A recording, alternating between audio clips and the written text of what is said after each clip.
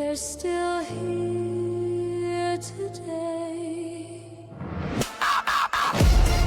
Nephilim Death Squad. When the last trumpet sounds and the heavens crack, blah, blah, blah, blah.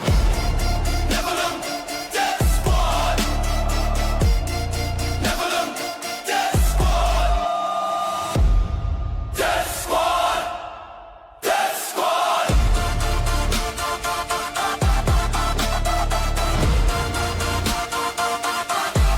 Death Squad.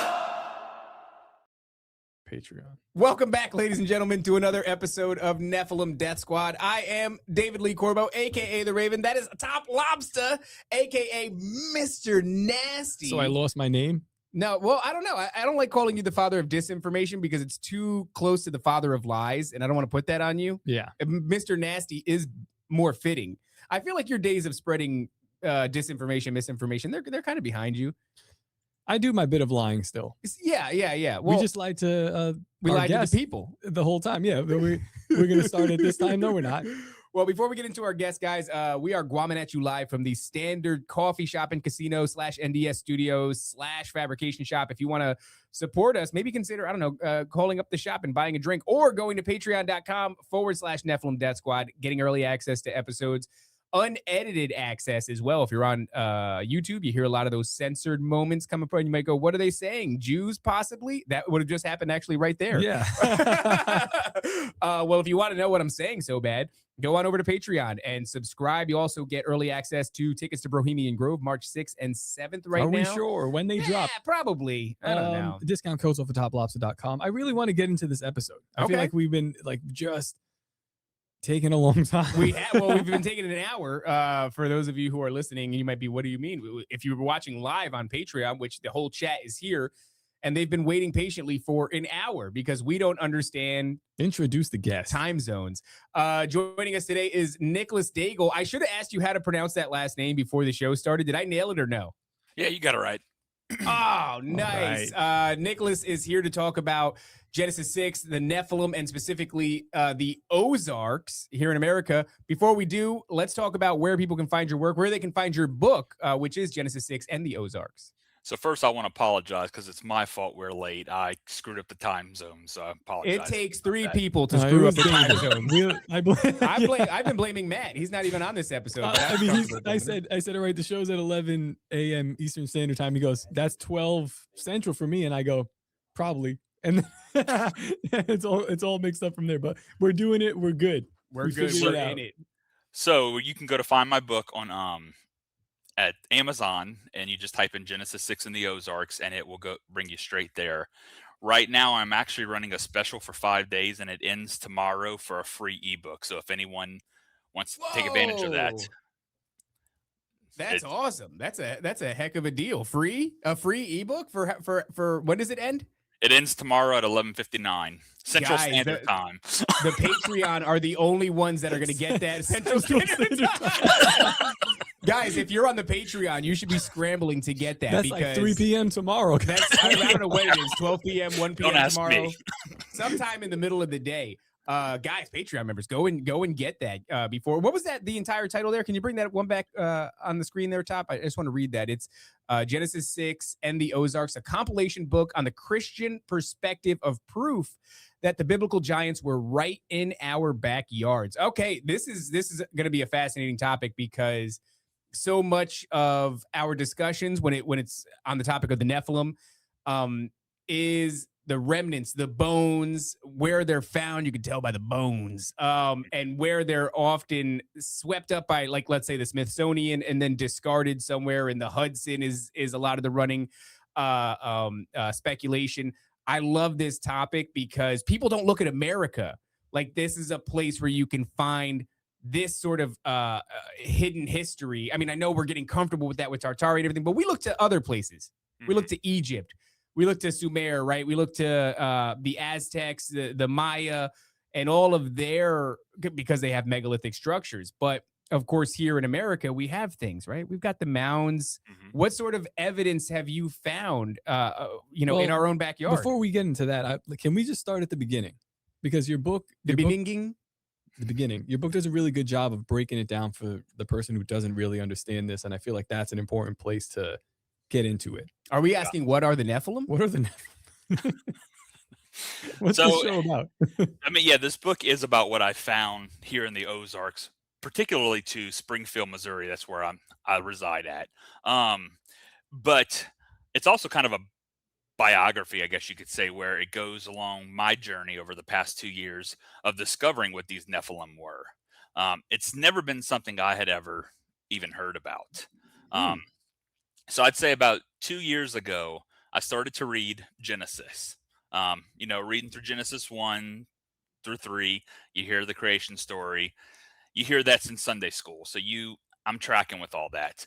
Then I get into right before the flood, there's this Genesis 6 talks about the sons of God going into the daughters of man and creating these Nephilim. So I had never really, and then it goes right into the flood. So it almost seemed out of place at first. And that's what kind of started me on my journey of discovering what these Nephilim were, what these beings were. In the footnotes, sorry, what's up? No, go ahead. I'm sorry. I'm interrupting. You go ahead. Notes, it said giants. So, I had heard about pretty much the famous giant David and Goliath, but this whole time I always knew about the different giants in the Bibles and in the Bible, but I didn't really quite understand the whole conspiracy behind it. I just thought they were really tall people. So that's kind of what got me on my journey and even led me to write this book. Well, the conventional explanation for this, right? A lot of people, they recoil at the idea that the sons of God came into the daughters of men. And, it implies that there's some sort of a copulation and that these women, the daughters of men, gave birth to these Nephilim, which are men just of renown, mighty men of renown. Yeah. But people will recoil at the idea that the sons of God means angels, because angels don't have a physical form, although there are instances throughout the Bible where that's up for debate, hasn't been put to rest. The conventional explanation here is that the sons of God are the sons of Seth. Are you familiar with what that explanation really entails? Because that's a big dividing line between people on this particular topic. Yeah, and I'm pretty sure that's kind of what I thought at first until I really started to get into it. And I use people like I used him, L.A. Marzulli, Tom Horn, Alberino, different people. We don't speak his name here on this show. Watch your mouth. Edit Nick. that out. We got to edit that out. Nancy, edit that out. All right, please continue. That one guy that talk about, dude. So I looked at a bunch of their different podcasts with them and different documentaries that they were in to That's good, man. Get an understanding of what these sons of God were. The problem that I have with the whole Sethite view, so Sethite view is the idea that the descendants of Seth made it with the descendants of Cain, creating the Nephilim. The problem that I have with that is even now we see people who are unequally yoked. You see someone who's a Christian with non-Christians, and they're having children. These children aren't coming out 9, 10, or 11 foot tall. So that's, if you logically just think about it, that I don't feel like that one really holds weight for that simple fact. People do say that when we say giants, or when the Bible talks about people that are tall, if you look back into antiquity, people were much smaller. So when you come across a race of people that is 6 feet plus, well, that's considered a giant. I've seen people say that, and I just go, man, that seems like they say that actually about the Temukua Indians that are here in Leesburg, Florida. Okay. That they're rumored to have been giants, but then modern science will say, well, no, they were just bigger than other people. Yeah, but their history says giants. So yeah, but I guess people, back in the day, they just did, that's a tall person. You call them a giant. Case closed. I'm 6'2", really so I'd be considered a giant. Right. And I can understand that if everybody in the world was like me at the time, and you had like a bunch of, 6 foot tall people come over, you might go like, well, I mean, it would be at least part of the vernacular you would use to describe them. Yeah, but well, how tall was Goliath though in the book in the Wasn't Bible? wasn't he speculated to be like 9 to 10 feet tall? I believe. Yeah, which is on the smaller side of what Yeah. I think the Giants were, but still, 9 foot tall dude walks in the coffee shop. We're gonna be like, what the hell? I mean, is how happening? big is Shaq? Shaq's like 7'8", right? Yeah. So it's still a full 7, foot yeah. than taller than Shaq is, which is like it's gonna turn some heads. You're definitely gonna use the word giant to describe that guy. That would be one of the. I wouldn't use it. I wouldn't say if you were like describe this dude to me who's like 6 feet tall. I would go to a bunch of what color was his hair, what color was his skin, what color was his eyes, you know, things like that. I wouldn't immediately, that would be down the list. But if a dude that's 9 feet to 12 feet tall walks through the door, the very first word that I'm going to use to describe him is, if you said, what do you look like? He was huge. He was a giant. So I don't see that being as applicable to 6 feet tall, but then again, I'm not part of the ancient world. Maybe that was something quite abnormal. But so let's even think about Goliath. If he was only 6 to 7 feet tall, why would all of Israel cower? Oh, that's a solid point. Yeah, and I mean, because King Saul, King Saul was probably 6.5, 7 foot because he was a whole head taller than everyone else. So he was a pretty tall guy, and even he cowered. He wanted someone to fight the battle for him. Yeah, that's a good point. That's a really good point. I think also the description of the Nephilim of the Giants is something we talk about a lot. Is what were their ratio? Something like 2 to 3. 1 to 2. So they were half as wide, allegedly, as they were tall. Which is crazy. That's wild. That's like if a dude is 9 feet tall, he's 4.5 feet wide. Yeah. Whoa. And that is a different story. Yeah. Right now, you can understand if you've got a Goliath who's, rumored to be whatever it is, 9 to 10 feet tall, and the dude standing at 5 Just feet like, wide. Yeah. Now you get why nobody wanted anything to do with that battle. Yeah. And here's another thing you can think of. So a lot of people that get, 8 foot tall, like I'm talking about normal humans. I don't know the guy's name from the early 1900s who supposedly got 8 foot tall, but you see him, and even in his 30s, he's crippled. He's crippling, he uses a cane and he barely can get around. I mean, these giants, I don't think they didn't have acromegaly. They didn't have any kind of pituitary disorder. They were men of renown. They were mighty men. Well, when you see someone who's 8 foot walking around with a cane because their bones are so elongated that they could break with one fall, that doesn't strike me as someone you'd be afraid of. Yeah. I'm looking at him right now. Maybe I can bring him up on the screen here, but I can't remember this his is not name off the top of my head. I don't know what his name is. Abraham Lincoln. Abraham Lincoln was really, Yeah, and he wore that tall hat too. That just made it a little bit crazier. But yeah, I mean, I imagine that this isn't the end all be all as far as super tall people goes, because he is on the thin side, but this is not a guy that I would look at and go, and he would make the armies of Israel cower. No. This looks like a guy you could sink an arrow in and, he'd have a long fall. Yeah. Not really a huge issue there. So, but you take that guy and you make him a good 1.5 feet wider or 2 feet wider. That's a different story. So maybe they were hardier back then. But this guy is 8 foot, just above 8 foot tall. Tallest man in the world was, give me a Robert second here. Wadslow, I think, or something like that. Is that his name? No, this one was Sultan Kozin in Turkey. 8 foot, 2.8 inches. There was another guy. Tallest man was Robert Wadlow. Good call there. Wadlow. Okay. 8 feet 11 inches. So damn near 9 feet tall. So pretty considerable. But yeah, to your point, they all look like walking skeletons. I think it's probably what scared Israel is the quickness and the accuracy in which these things would move. Like Imagine that. Yeah, something that big moving that quick. I mean, I wouldn't be too scared of these guys because they're usually not as coordinated. Like these big basketball players. There's one guy that's playing for a college, I think in Florida now. He is 7'11". He doesn't even start. because he doesn't even play really because he's not good. Just moves in slow. They move in Just slow motion too. They look like sloths. Uncoordinated. They just stand there with their hands up, you know. So But imagine 10 feet tall, 5 feet wide, full of fast twitch muscle fibers, 2 rows of teeth, 6 fingers. Like no that's, thanks. No thanks. Yeah. Dude. I And mean, they're proportionate. I mean, Yes. everything's proportionate. Yeah, the way it looks here with a Robert Wadlow or otherwise, it looks more like almost like a defect. Well, a genetic defect, Yeah. which is Yeah. something probably interesting leading down the line in this conversation here. Yeah.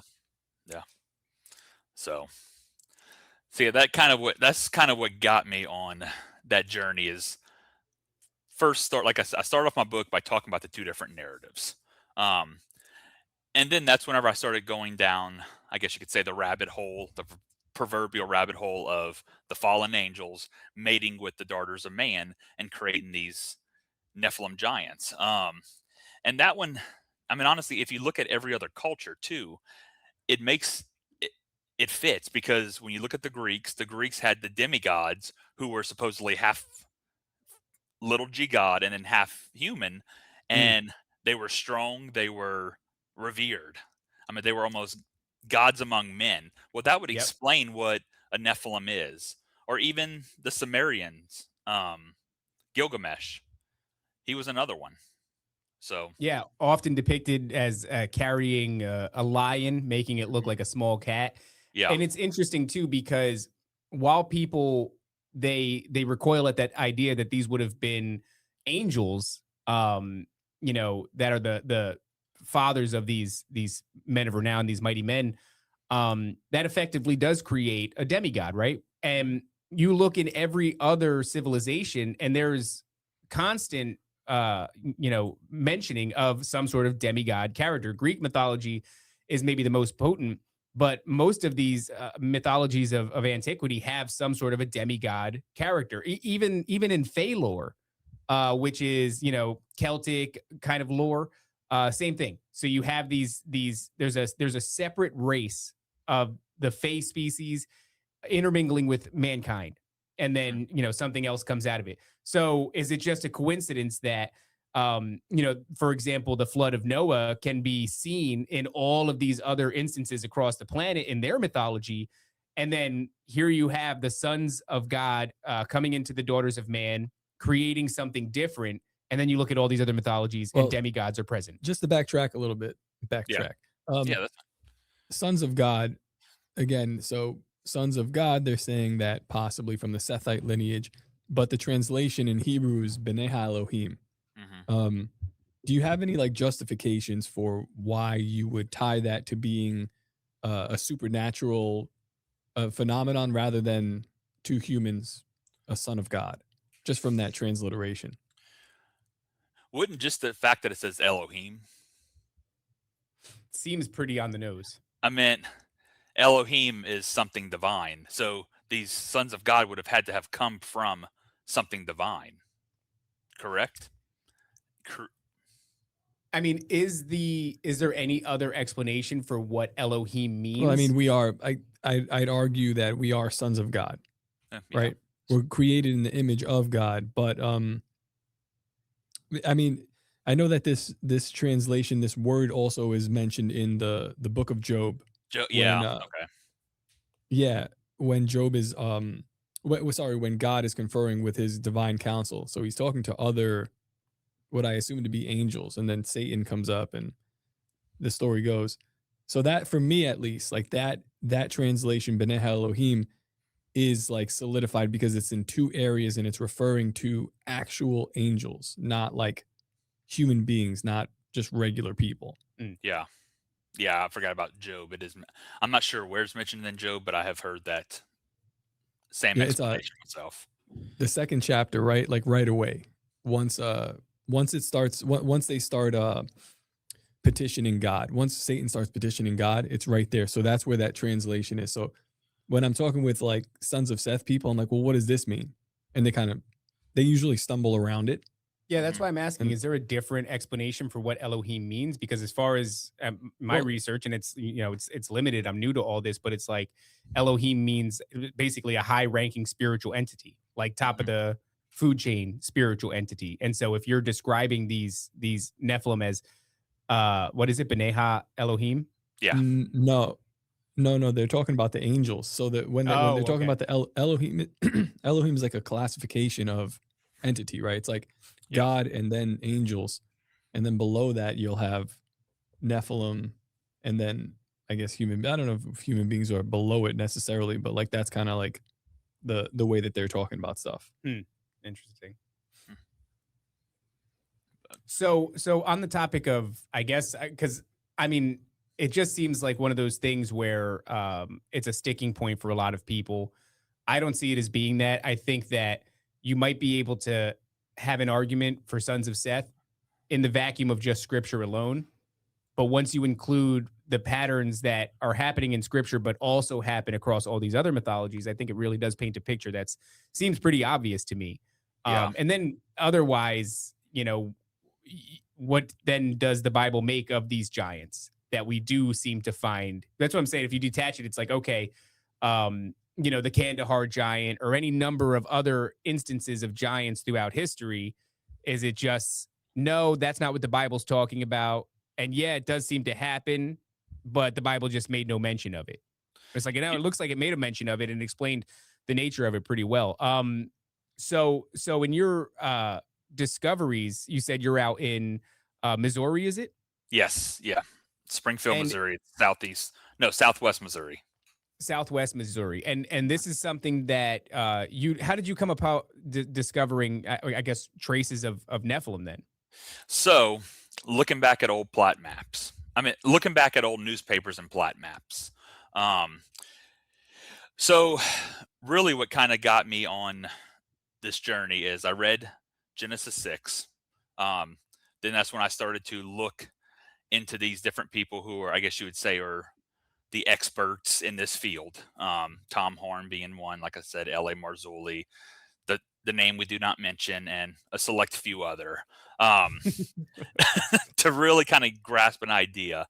And I even kind of wrestled with it myself, that is this true or not? Is this just kind of, it seems a little out there, but when you really just stop and think about it, we believe, I claim to follow a savior who was born of a virgin, who died on the cross to wipe away the sins of the world. How is this?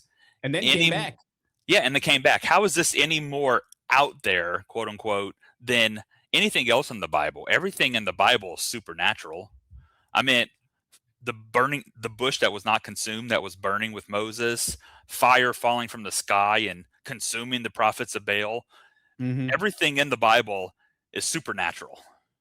So this really, if you just stop and think about it, it's really not that much more out there than anything else that I claim or Christians claim to believe.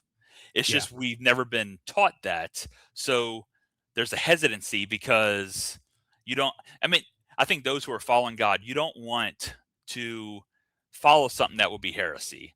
Your heart desires to follow the one and true God. So you hear something that you never heard before, you have a little bit of reserve, like, ooh, is this actually of God, or is this just a lie that's going to lead me astray? So I think that's could potentially be why a lot of people kind of are hesitant to get into this stuff.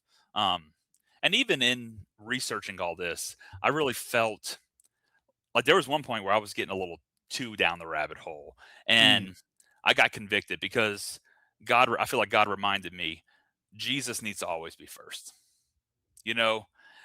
Salvation starts at the cross, and salvation starts at what Jesus did and the atonement that he gave for all who believe him. So there have been some times where I start to go down the rabbit hole a little bit too much, and I have to back out and realize, all right, it all has to be for his glory, not for my knowledge or for my glory. I think on that topic, because that's been something that's been coming up a lot lately, right? It's like there is a tendency to take like conspiracy, apply it to the Bible, and then, at some point you do come to a fork in the road where it's like, are you going to continue to follow the conspiracy and all the hidden information, or are you going to start following Christ? Yeah. And you might think for a while that you could do those two things, but if you're being earnest, I think you will eventually start to notice like, oh, a lot of these breadcrumbs are meant to actually lead you away. So they'll walk parallel with Christ for a time. Yeah. But if you insist on leaning on your own understanding, eventually the road forks and it starts to lead you away. And I think that the thing that is the point of departure where you need to start following Christ instead of the conspiracy is once you get to a healthy understanding of just what you said. The Bible is supernatural. This existence is supernatural. And what that entails then is the intangible, something that you can't pin down, something that you can't prove, and you're not going to have evidence for. Maybe within that realm, some of these things can be proven, beyond a reasonable doubt. But otherwise, you're chasing cars. Yeah. And you gotta just leave them alone and go, I'm not gonna understand everything. Holy Spirit will reveal things to me that I need to know. But the main thing here is following Christ. So yeah, I think that's the point of departure for those people that are listening. It's like, I get it. The conspiracies are sexy, they're fun, but like when you get to the point where you can accept that this is supernatural, this book is supernatural, this existence is supernatural, damn, it's almost like the work is done there and everything else is follow Christ. Yeah. I mean, and honestly, even studying the topic of the Nephilim has increased my faith. I mean, I've always believed the Bible was true, but it adds another depth to it that through my discoveries, it only solidifies more what I believe to be true. Yeah, same. It solidifies and explains. Yeah. Like a big holdup for me was like, I was like, hey, why would God kill all the people in that village? Or why would he command them to kill all the people and the goats and the children and the woman? Like, this seems wrong. But that is fertile ground for these what would you call them? Gnostic people to come in and be like, well, that's actually Yaldabaoth, or that's, the demiurge. The demiurge. Yeah. And I was like, that's not true. And then you have to read this and understand this part as to why. Yeah. Like, there's a bloodline, there is a curse, there's something going on that's deeper than just people versus people. Yeah, I think that's why the Bible warns, like, lean not on your own understanding, but you should understand that it's supernatural. Because if you can understand that, then you're like, oh, what? There was giants and necromancy and all this horrible crap, sorcery going on. Like, this was a spiritually, oh, okay, I understand it. But if you don't have that worldview at all, then you have no space in the conversation for giants, for hybrid chimeric creatures, for necromancy and sorcery and all that shit just isn't even on the table. And without that, it's very confusing. Yeah. And then you end up at, like you said, Yaldabaoth. Yeah. So yeah, then I started to watch, after I looked into this stuff, I kind of put it away for a bit and I started to watch, Ancient Apocalypse by Graham Hancock. I don't know if y'all have seen that one or not. Well, it's just funny because as I was watching it, I was seeing remnants of the Genesis narrative throughout that whole story, or throughout that whole documentary. I mean, it is interesting how every single, like you said, every single civilization had a flood mythology. Or we'll call it a mythology, but we know, I mean, it was true. Right. Which now they're saying was the Younger Dryas.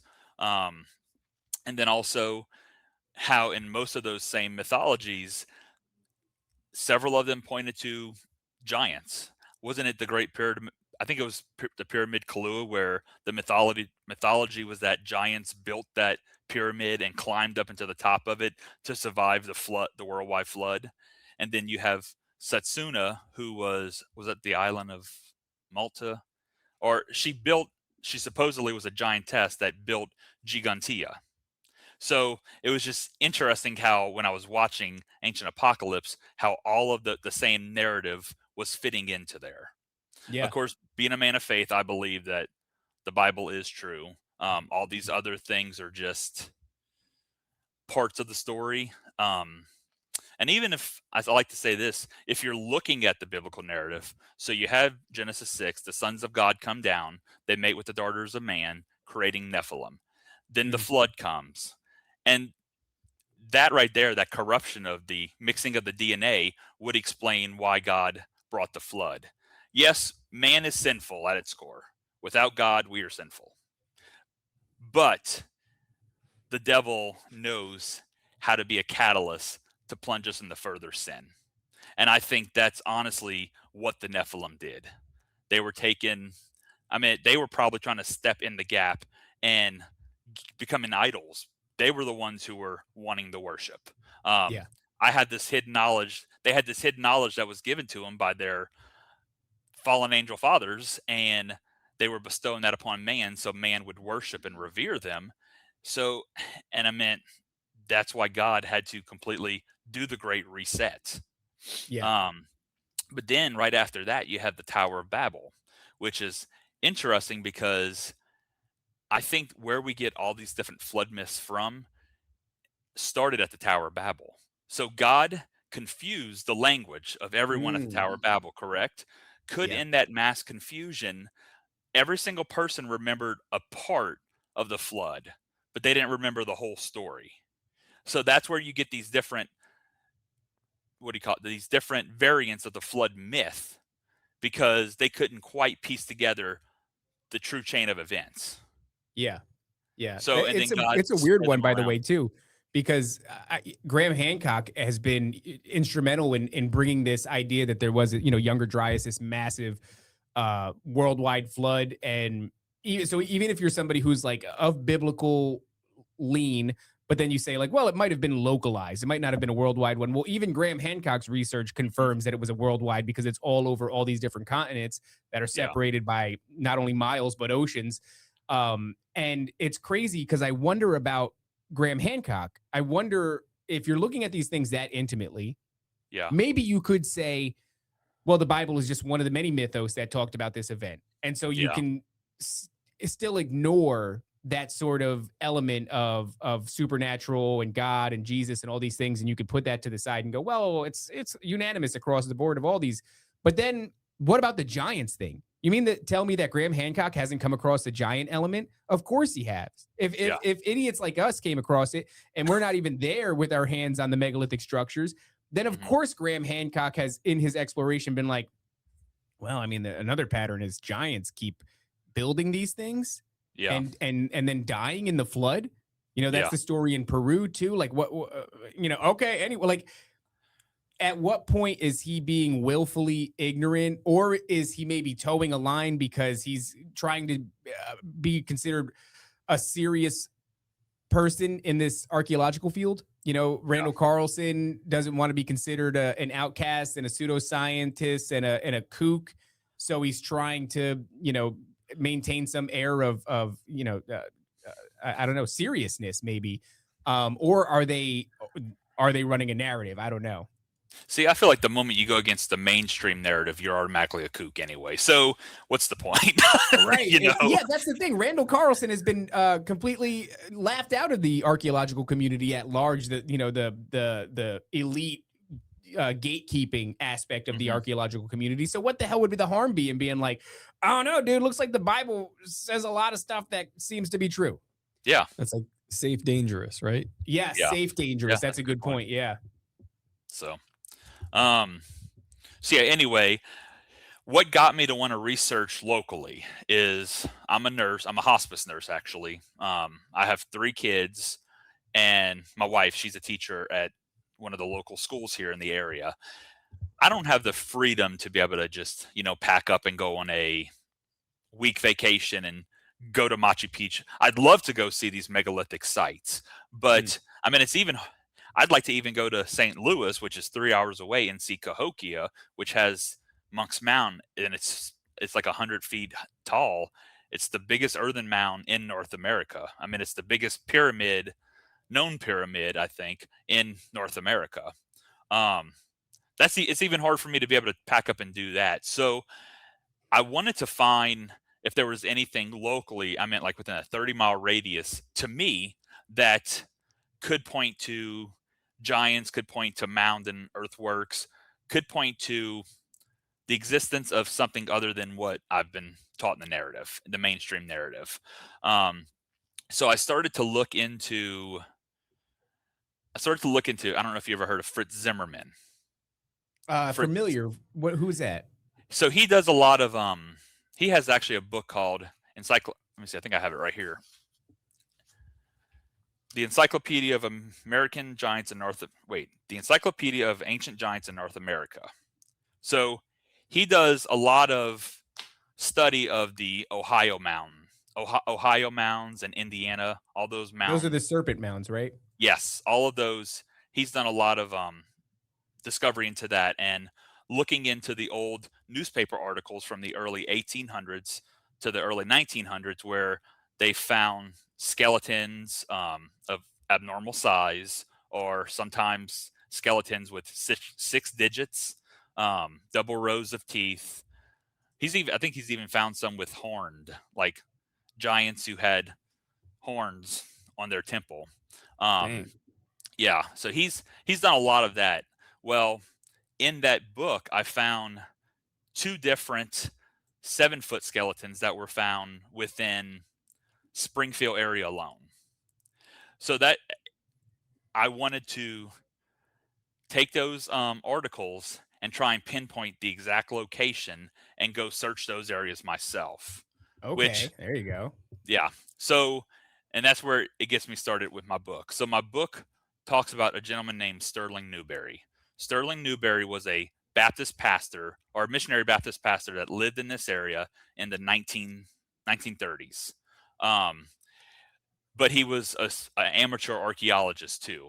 And he found very out of place and ornate artifacts in this area that truly should not have been around here. From pottery that he believed was Aztec in origin to a burial mound where he found a 7-foot skeleton.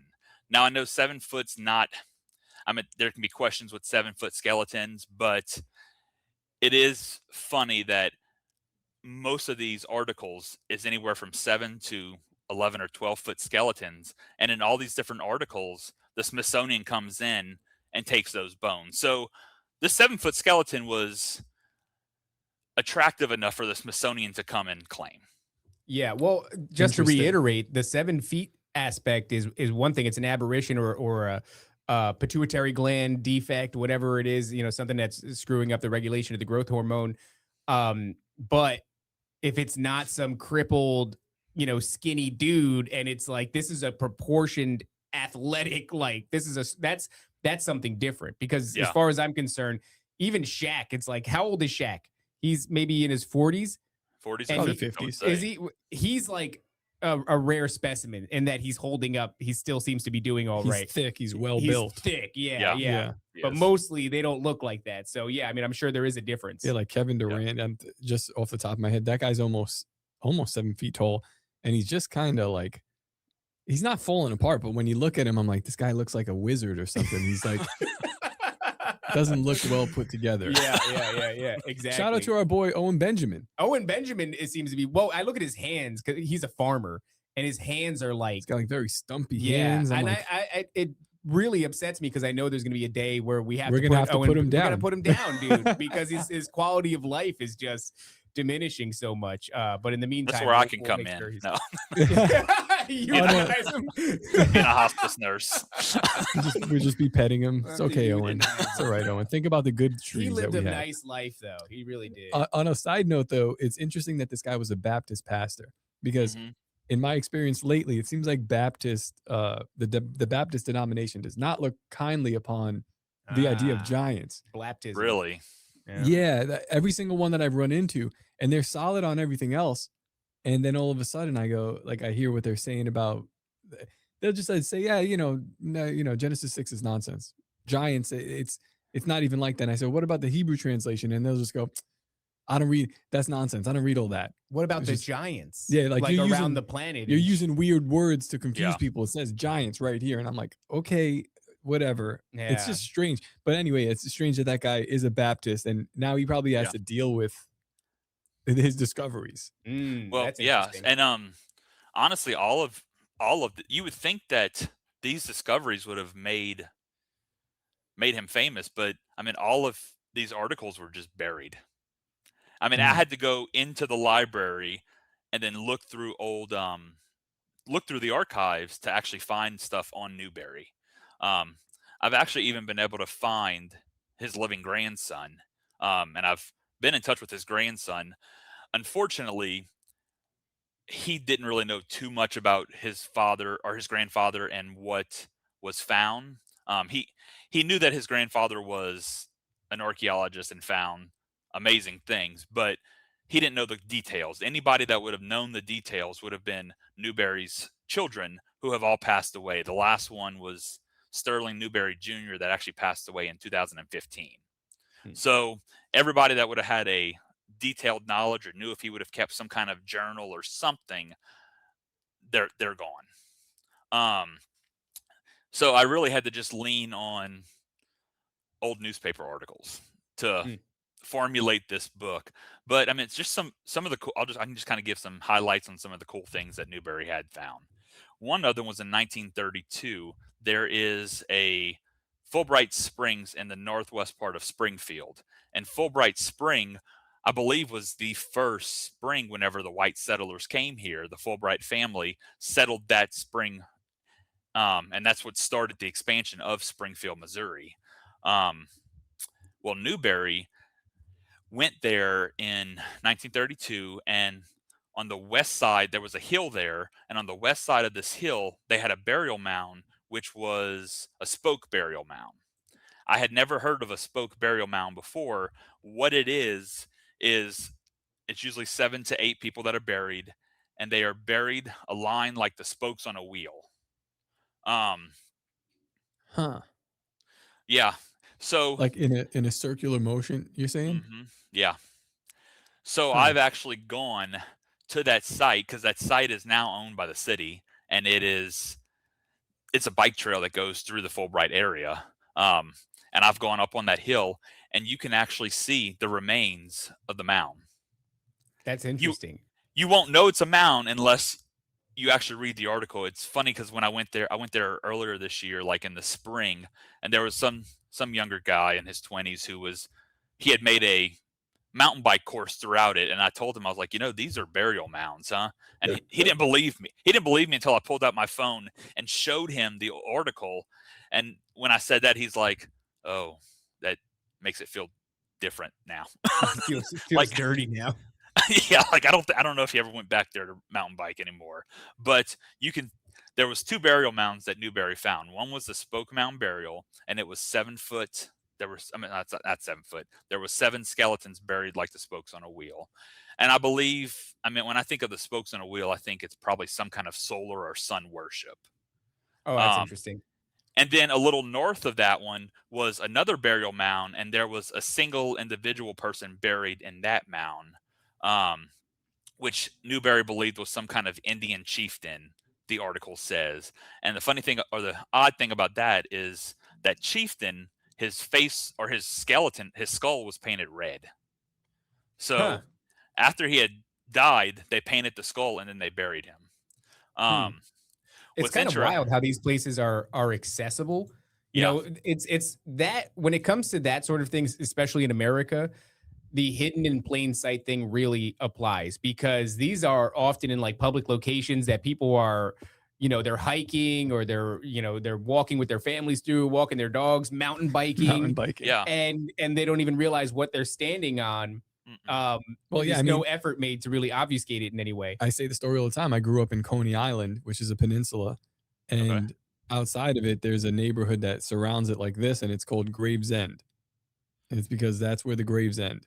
Like, that's not a, but people kind of just look at it and they go, "That's where the Italians live." Yeah. Like, yeah. You get that all the time though, right? It's like Hag's Finger Road, and then you find out it's like because there was a hag here, like there was an actual witch here that people would encounter, and then eventually it became named this for like whatever. Now it's like, I'm going to build a Five Below here though. Like, okay, go to the Five Below on Hag's Finger Road. There's no problem. Yeah, so it's weird because when it comes to physical sites, they are pretty accessible. I mean, you said you looked. What is near me in a 30-mile radius? Oh, actually, there's burial mounds, and it's like you imagine you have to go elsewhere to find that sort of thing. Yeah. So these 2 burial mounds, it doesn't mention anything about giant, tall skeletons. This was 2 years prior to when he found that 7-foot skeleton. But I had never heard of that burial practice of the spoke mound burial, where they bury them lined up like the spokes on a wheel.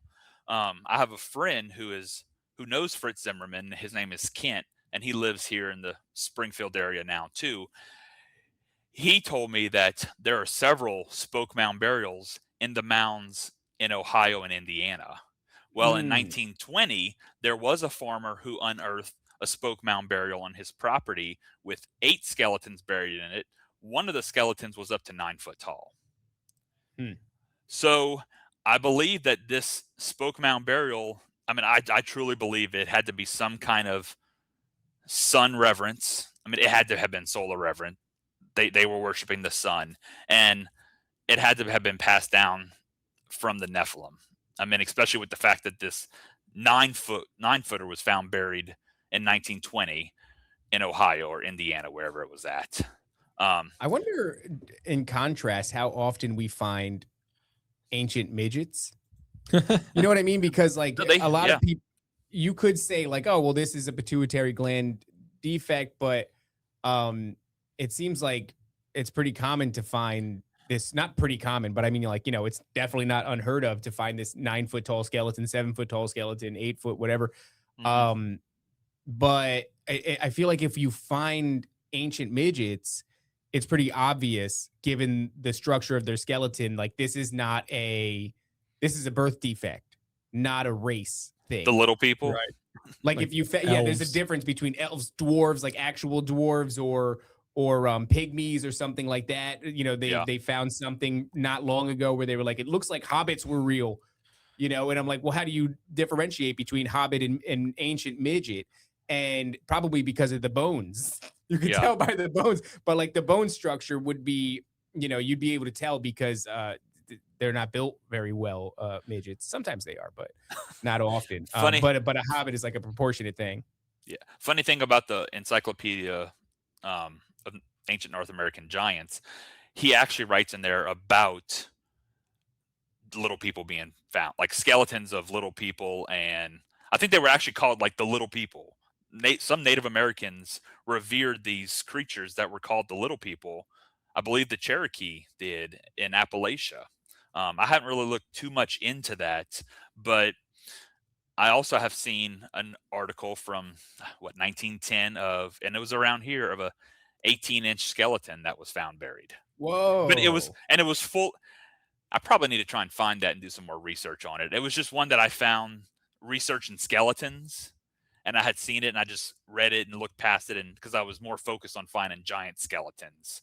The big stuff. The worst thing is like the Comanche, which are like a warring tribe of Native Americans, and it was very common for, you know, tribes to go to war with each other. People love to paint that picture of like peace-loving Indian that's just in touch with this nature spirit. They were killing each other. You know how much it sucks for the midget tribes when like the Comanche discovered them, and they're like, "Oh, this is gonna be easy, dude. This is gonna be super easy." Like it's just that's got to be a nightmare. You're like, oh, and maybe if you write from their perspective, they were descended upon by a tribe of giants. That's what I've kind of wondered. Like, are these little people? Are they a type of Nephilim? Well, so there is an island. I think it might be like Crete or something like that, where Greek mythology holds that it was inhabited by Zeus's children, but they were all basically like cherubim, like what you would describe as like a cherubim, like these childlike creatures. They look like that, you know, these really small, maybe hobbits, I don't know, but they were said to be the children of Zeus. So I've gotten to this place now where it comes to the idea of Nephilim, like, yeah, mighty men, men of renown. Does that mean that they all had to be 12 feet, 13 feet? Some of the lore goes really crazy, right? Some of it goes to like 20 feet, all this really wild stuff and everything in between.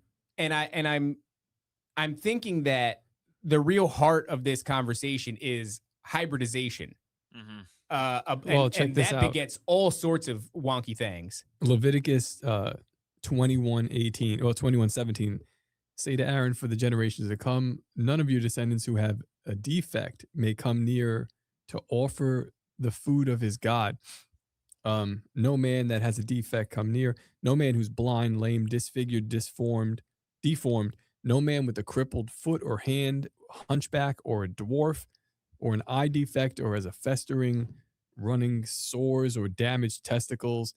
Damn. So the damaged testicles is interesting. Counts me out. The dwarf thing is also interesting as well. That would suck. when you're talking about like the reproductive capability of the Nephilim, I don't Mhm. know if they have damaged testicles, but like That would make sense because typically within hybridization, there's non-viability. We've talked about Mm. that before. So in a Yeah. liger, they're non-viable. They can't procreate. You know, that would insinuate an issue with the reproductive organs. So maybe there's something to that. it's just interesting that they're like, keep these guys away. Nasty. Yeah. Yeah. Don't It's let them almost like worship. it's almost like Nephilim is a generalized term for Yes. something that's a hybrid, not necessarily. I mean, it's mostly referring to giants when we talk about it, but it's anything that is not fully human. Yeah, that's a place where I'm coming to because Mhm. when we talk about God Well, this is telling what the we started Israelites, like with the whole Nephilim. We would say Nephilim shit. yeah, And it yes, was like, yes, it's a broad term. it's a broad term for anything that is kind of like mixed up genetically or just subverted in Much this like world. autism, it's a spectrum.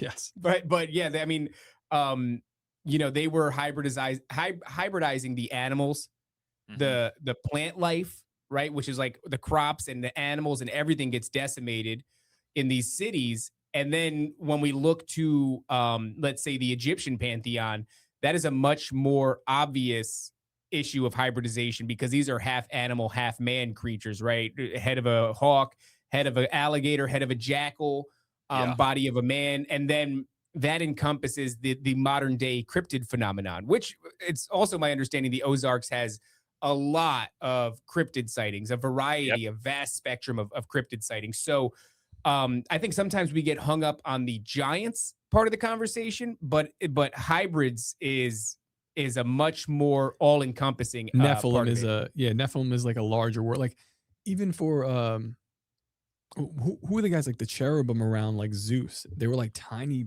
baby Yeah, like little things. baby things. And then you look at but what the actual cherubim are, it's like face of an oxen, face of a lion, Yeah. face of a man, and face of an Mhm. eagle. So what were those little things And that then are you around look this at demigod? like a Moloch or Moloch being like this bull-headed entity, right? Or a minotaur. And it's Yeah. like, okay, well, if you have offspring and one of your faces is an oxen, do some of your offspring take on the attributes of some sort of a bull or an ox? Or you look at Horus or any of the bird-headed deities, do some of your offspring end up taking on more of the bird features?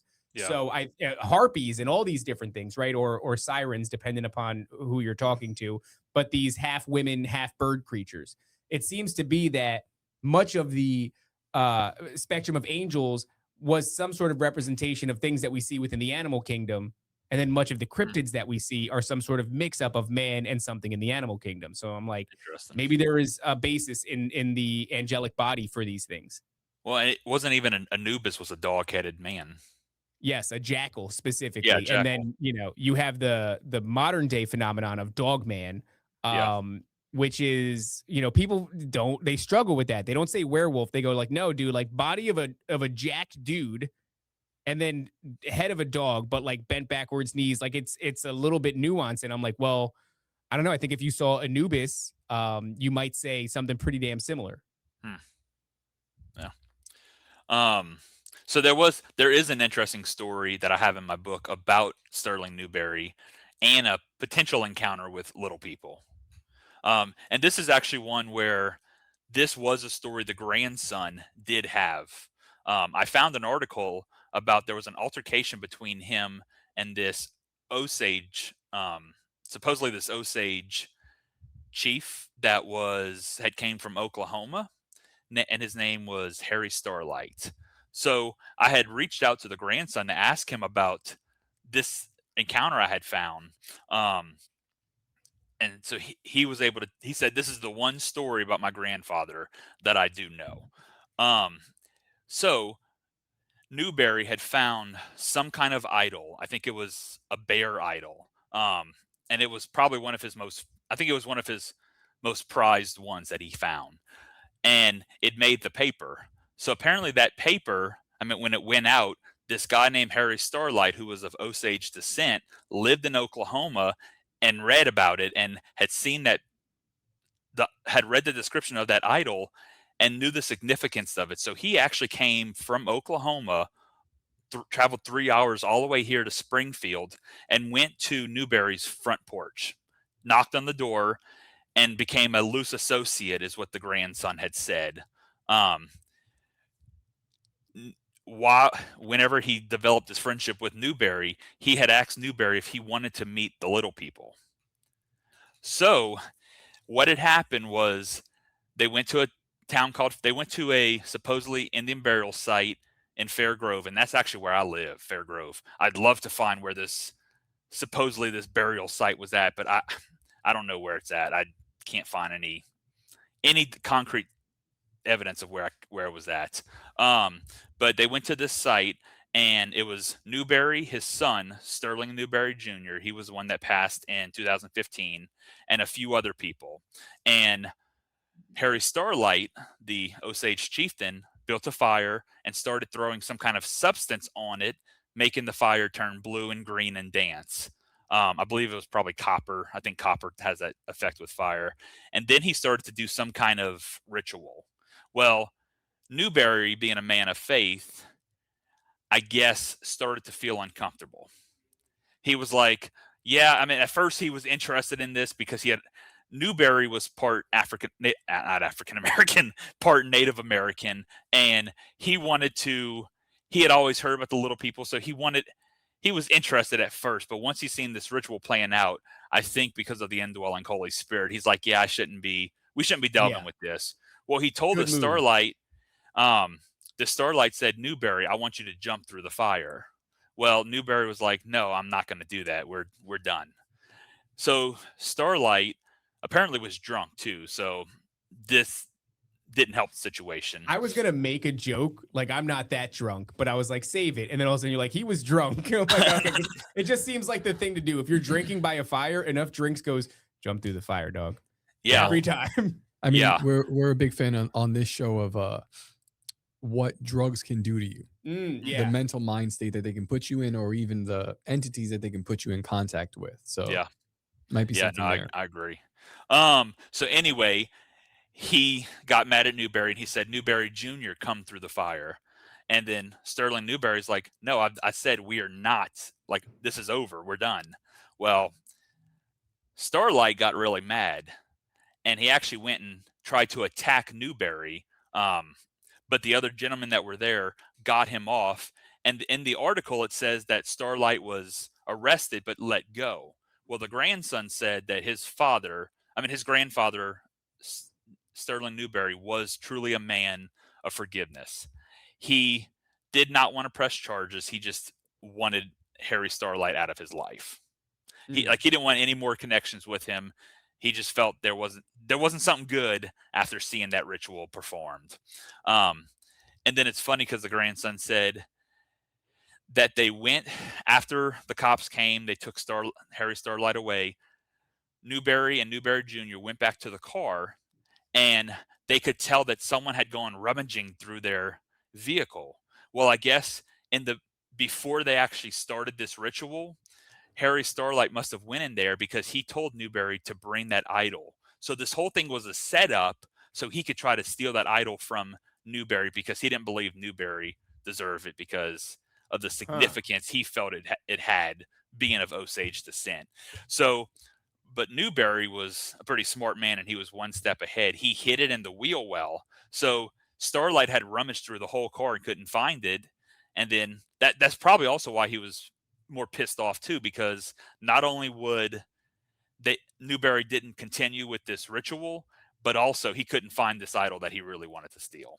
Makes you think, what would happen if you would have jumped through that fire? Is that like a portal to nowhere or something? That's interesting.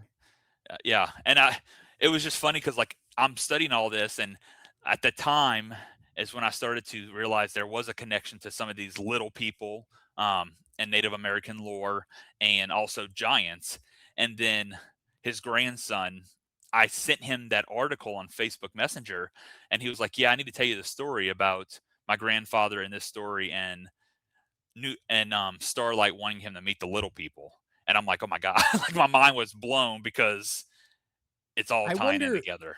I wonder if the bear idol is something that's used in the process of skinwalking, right? So a lot of these Native American witch doctors, they hold, this idea that you can embody the shape of an animal, and whether or not that's a physical shape that's actually taken, or it's an illusion that's casted upon the viewer to make the individual appear to the viewer as an animal, or if it's a remote controlling of an actual animal somewhere out in the world. That's not very far off from Nordic lore when it comes to the Well- berserker, which is embodied by the bear. It's a very similar thing. They would use a psychedelic.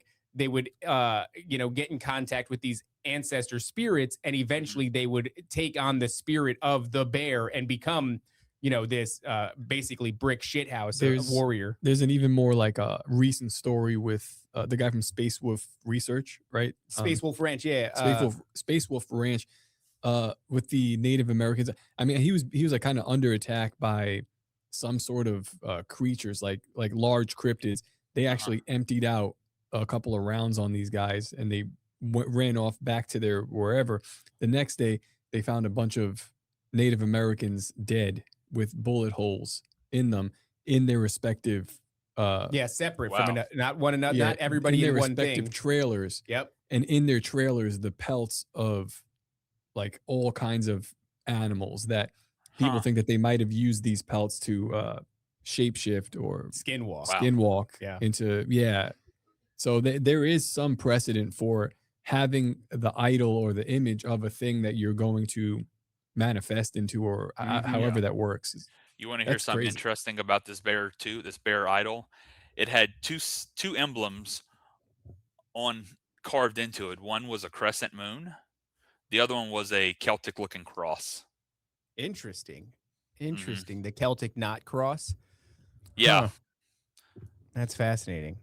and what's Yeah, also I know that moon is something that oftentimes will be associated with like Ishtar. The crescent moon will be Ishtar, which is Witchcraft. Yeah. it's a feminine spirit that's exactly over witchcraft. But it's also typically associated with like nature worship, paganism, like nature worship at its core, which is a lot of what Wiccanism is. It's nature worship. So Yeah. that would track. That's interesting though, the Celtic cross. Yeah, I mean, it didn't say Celtic cross in there. From what I gathered, it was just a cross, but Mm. I mean, I bet you it looked Celtic. That's interesting.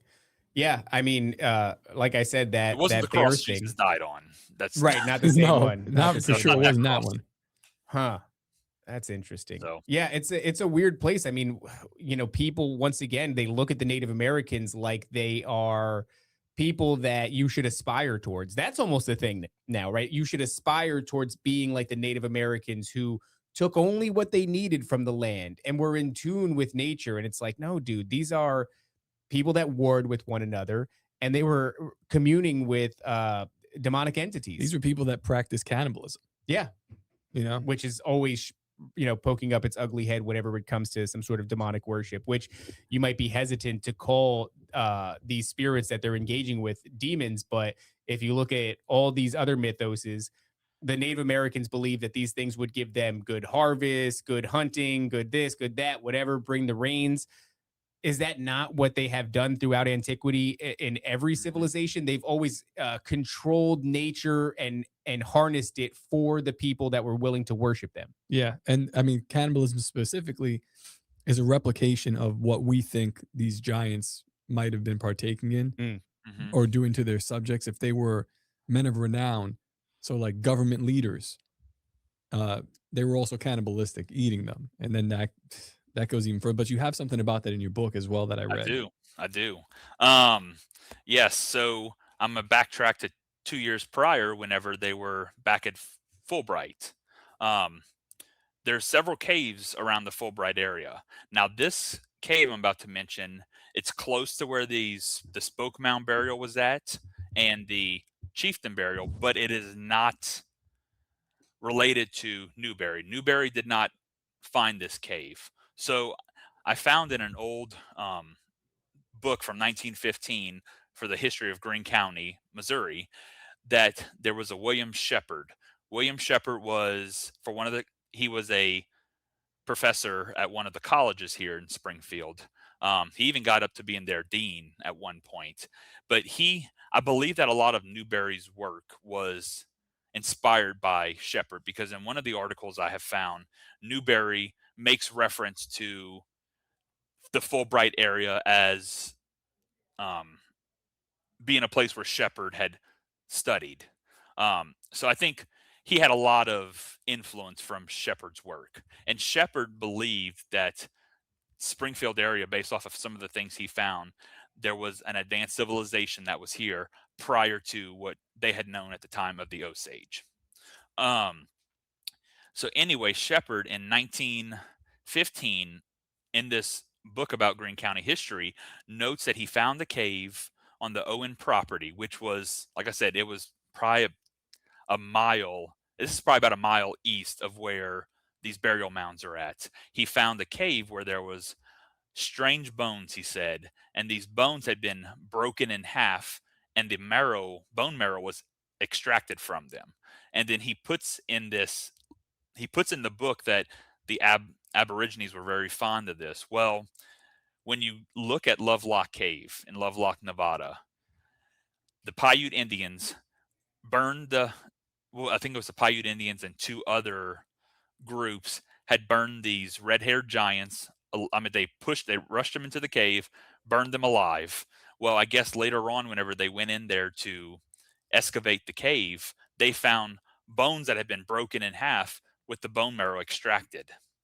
So, again, two other practices another practice found in the same area where bones have been broken and marrow extracted. I mean, that just sounds like cannibalism, you know? Yeah.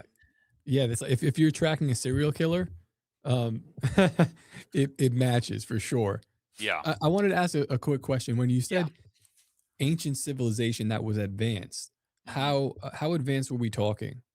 So the reason he thought they were advanced is because a lot of these different things that I have found here around Springfield, they align up with solar events. So what's interesting is there's also another cave in the Fulbright area called the Devil's Slide Cave. And I have a picture of that in my book. And there's supposedly Viking runes within that cave. It's all hearsay, but What state is this? this is here in Springfield. Okay. There's a cave called Devil's Slide Cave with supposed Viking runes in it. Well, then you have that Indian chieftain mound where the Indian chief with the red skull was buried. If you align that cave up with that burial mound, it actually produces a solstice alignment. Oh.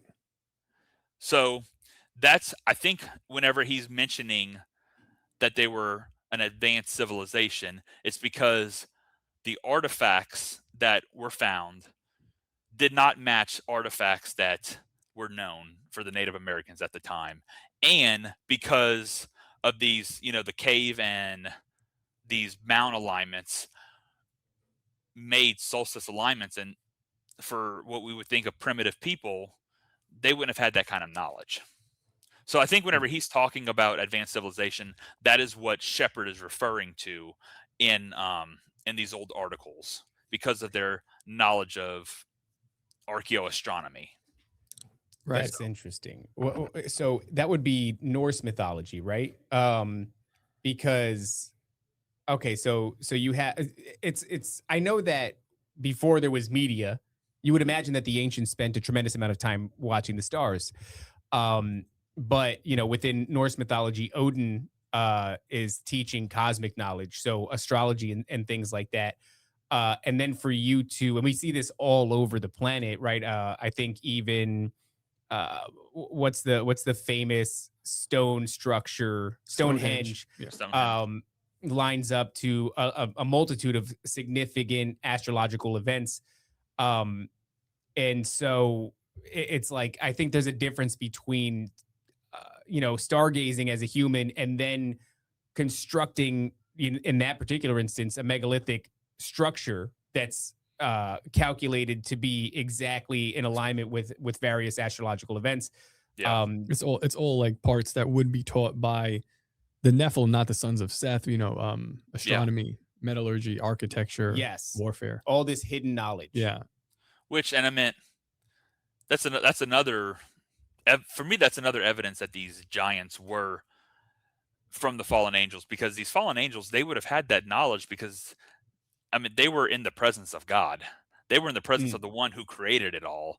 So they would have had that knowledge firsthand, or they would have seen it, demonstrate it whenever he created everything, Yeah. So It's a crazy theory of mine, and I don't know if it's like borders on. Doesn't border on heresy, but I could understand why people might misunderstand because I'll explain it poorly. But I think that these angels, the Watchers specifically, understood when God created everything, and they understood the Mazzaroth, but I don't think they were able to read it precisely. And they understood probably the part where God sends his son in this very like almost Nephilim like way, right? Like you take a human woman and you put a god mates with her, and then she gives birth to a thing that is not quite man, not quite God. And they see this and they see that thing as the thing that is going to replace them. Maybe this is even perhaps like before, perhaps it's before the fall. I mean, I think it is before the fall where they read this. Then you develop a plot of like, well, we see the plan. That would explain where they get the We have idea. to- Yeah, that's Yeah, great. we have to do this. And then they do this perversion of what they've read in God's plan of taking a human woman. And but it always comes out mixed up, it comes out weird. Yeah. There's no soul to this thing. It's Well, got two because rows of teeth. it It's like- never included that it would die for humans because God loves mankind. Like it never included that, right? Well, very much like the Bible, where we're reading it, it's like there were Nephilim on the days on the earth before and after, and then it's like hey, there's a flood, and it's like there's a lot in between there, but it's like you're just kind of just given what you need to know, Yeah. and they probably were given what they need to know, copied it in order to get ahead of some. I don't know. This is just something that I think about when I'm sitting looking at the wall by myself. No, I think that's that's a interesting. really interesting thought. I mean, 'Cause where it would they get? mimics- doesn't All it they mimic do is itself? and all they do is invert and pervert God's creation. Yeah. So Well, you I can don't- see I wouldn't even say like this is a perversion. I'd say that this a is poor attempt. yeah, this is a like they saw they were like he's gonna do that, Mm-hmm. and we're gonna end up, and then they're like, well, how do we do it? And they try, and they make a pretty good attempt at it. Like you enslave humanity and all that, and things just go completely sideways Yeah. because you've read this plan and maybe they read a plan and they acted in a way like they fulfilled their own prophecy. I don't know if that's how it plays out, but when I look at the correlations and the similarities between all of this stuff and how it just continues to repeat. Well, you do Yeah. see that same element of repetition in look at any sort of like witchcraft or Satanism or whatever. What are they taking? A pure, unblemished sacrifice. Yeah. And that sacrifice somehow gives them a modicum of control over the foundation of this realm. The Mhm. purer the sacrifice, the better the sacrifice, the more power that's yielded from it. But then, of course, they always use it for some evil means. But you look at Jesus, the lamb, right? The unblemished lamb, the purest sacrifice, lives a perfect life, is God in the flesh. It doesn't get more powerful all the than that. sacrifices and the covenants, like from Genesis 15 and on.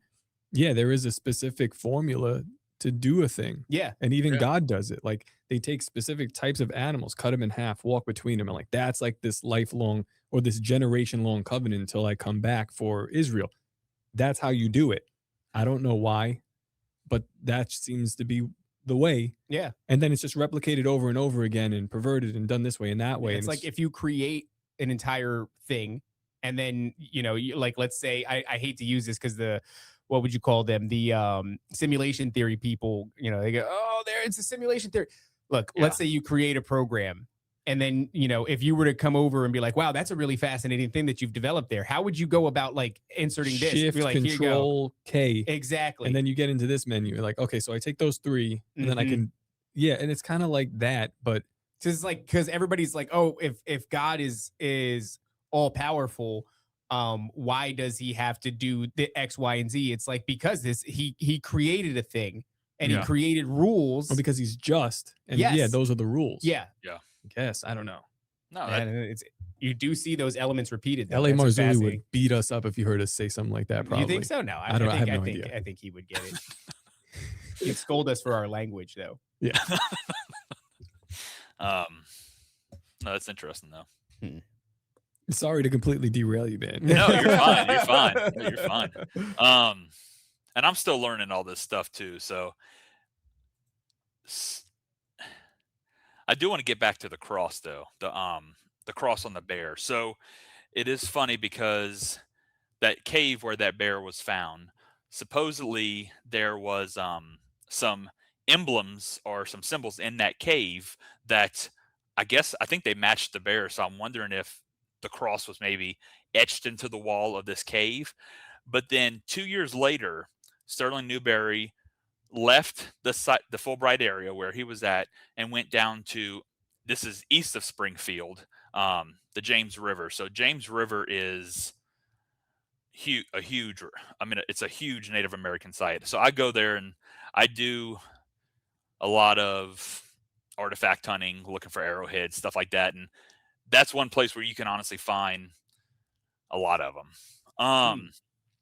So I found an article about the James River and some stuff that Newberry discovered around there. And that's where it brings us to the 7-foot skeleton.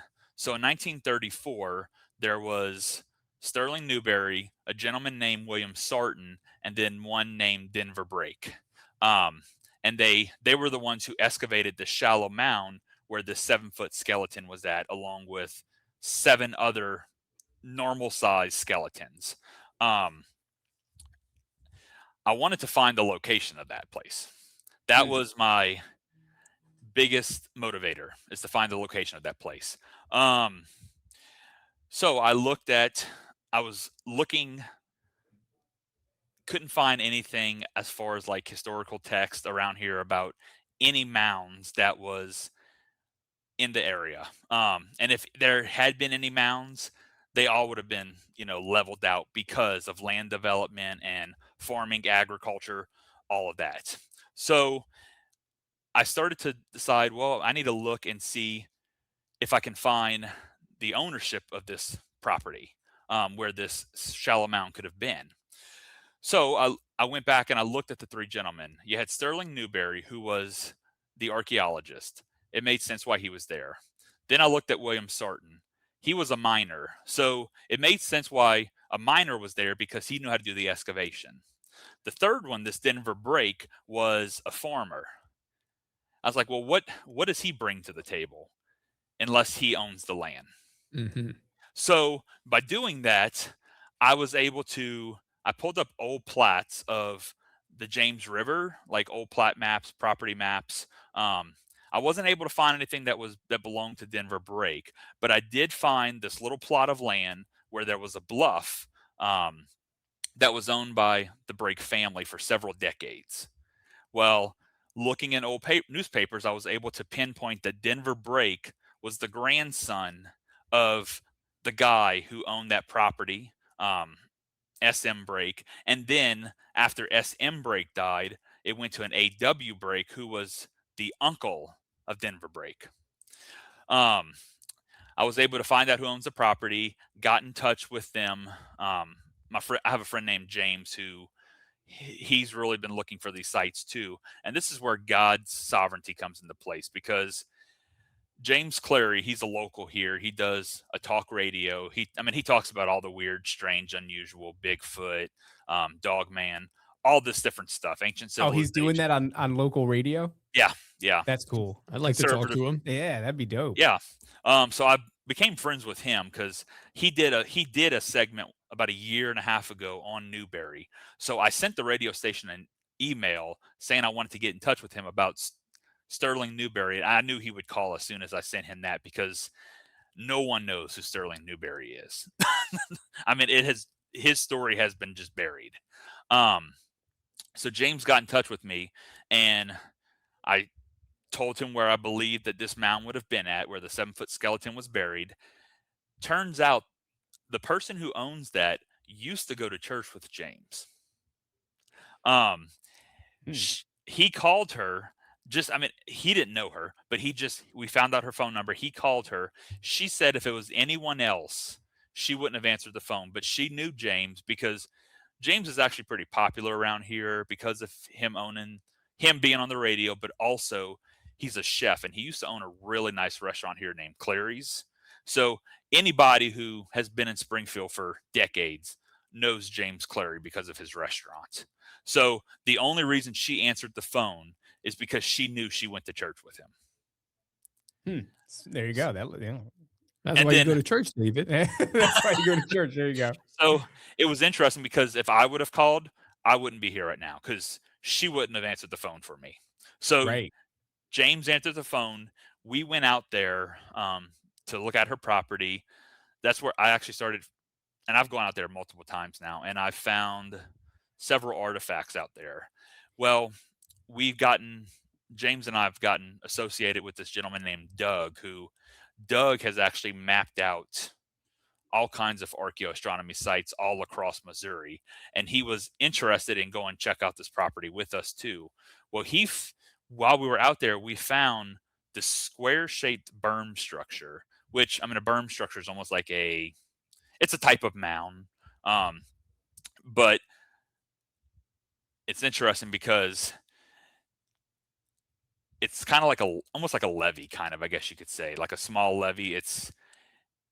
I can't think of how to explain it, but like it's like a levee. Like, have you ever heard of Fort Ancient? The Fort No, Ancient Fort Ancient, not Mounds? familiar with that. And okay. Well, anyway, it's a type of earthen mound structure.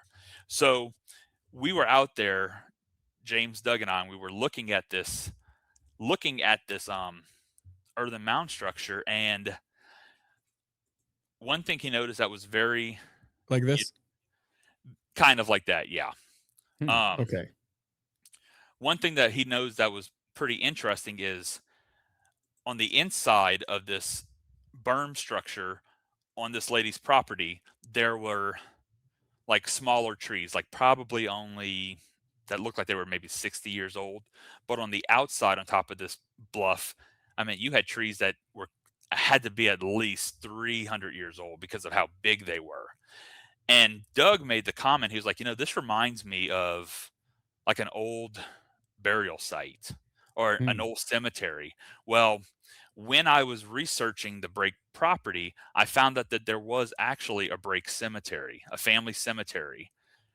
In that berm structure, that was actually the old Brake family cemetery, which I They thought was use trees instead of headstones. No, the trees No. regrew. They regrew after years Yeah, of neglect. yeah. Sorry, Oh. that's I didn't make that connection. So because the trees were newer in there, at one point it was clear on the inside of that berm structure. Okay. I So understand. that's what made him think that it was an old cemetery, because on the outside, I mean, you have 200 or 300-year-old trees, but on the inside of this berm structure, there was nothing.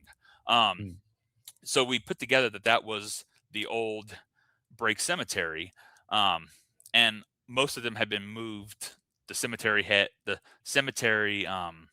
is no longer an active cemetery. They actually moved them to another location called Shiloh Baptist Cemetery. But I've heard that a lot of cemeteries that we have now were most likely the resting places of prehistoric people. Huh. So we Wait, bear are like you saying that they just like redug holes and put more people in it? most likely, yeah. So I think about this a lot too. As I'm driving and texting, Putting multiple bodies in graves over years. where are you putting all these people?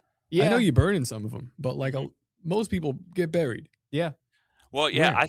I think so. Like all these old cemeteries that we have from early pioneer days, I really think they just buried on top of where the Native Americans buried, because the Native Americans, they would have buried in places that were higher up, so that way water erosion wouldn't wash the bodies away. I mean, they buried in the most opportune places, or the most optimal places. So anyway, going back, I think that shallow burial mound with the 7-foot skeleton was most likely in that berm structure. And what I think is whenever the Brake family, whenever they were possibly maybe burying a loved one, they might have unearthed one of these skeletons and then got in touch with Sterling Newberry to come do this excavation, because they knew it wasn't one of their descendants that they were burying. And what's interesting is I had mentioned that a lot of the people that were buried in Brake Cemetery had been moved to Shiloh Baptist Cemetery. Right. At one point, the Brake family went to Shiloh Baptist. Sterling Newberry was the pastor at Shiloh Baptist. So Small world, dude. I'm thinking that the Brake family must have unearthed the shallow mound, and they notified Sterling Newberry because they knew he was an amateur archaeologist as well, besides their pastor.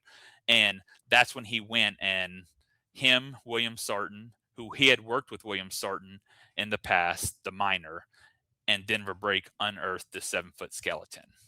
And it was very interesting in how the 7-foot skeleton was unearthed because, like I said, you had eight different skeletons that were unearthed.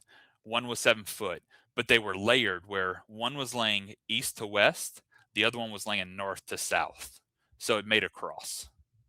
And So they just layered laid them across each other like that. Were they Yeah. were they on like on top or buried? yes, I think they were just layered on top of each other, all 8 of them. Oh wow. Jeez. Okay. So Sorry, did the family want them? The family exhumed all the bodies of their relatives and moved them to another. I think they just moved the headstone. So I mean, Okay, I don't know if they necessarily dug up their deceased loved ones. I because don't that's a think level of like, what did you find here? If I want my dead loved ones away from this, you know what I'm saying? Like Yeah, that's Yeah. a good point. that's Yeah, I didn't even think about that. But so, I mean, they stopped burying their loved ones in the Brake family cemetery, and they started burying them in other cemeteries. And I've actually gone to adjacent cemeteries. I'm weird, but I've gone to adjacent cemeteries, and I've found random Brakes, members of the Brake family, in all these other cemeteries off the James River, in other cemeteries that would have been close to where the original Brake family cemetery was at. So I guess what I just said there might actually make sense because even if they don't dig up their loved ones, they're like, we're not burying them here anymore Yeah. because of what they found. Well, I would ponder the spiritual ramifications of burying my. I mean, are they definitively Christian? I would say, Like the I mean, church. they went to, I mean, I would speculate, yeah. So at some point, do you go like, should I be burying my family over the bodies of pagans, Not just pagans. These are 7-foot skeletons 7-foot tall pagans? that are Yeah. piled in a cross. Yeah. And so that's where I almost wonder does the cross on the bear match up with how these 8 skeletons were buried? That's interesting. Mm. So, Do you know if it was a cross like equidistant cross, or was it like, the Jesus cross would be longer at the bottom? that it doesn't say. It just says that they were layered to form a cross. No, I mean all on the bear. Oh.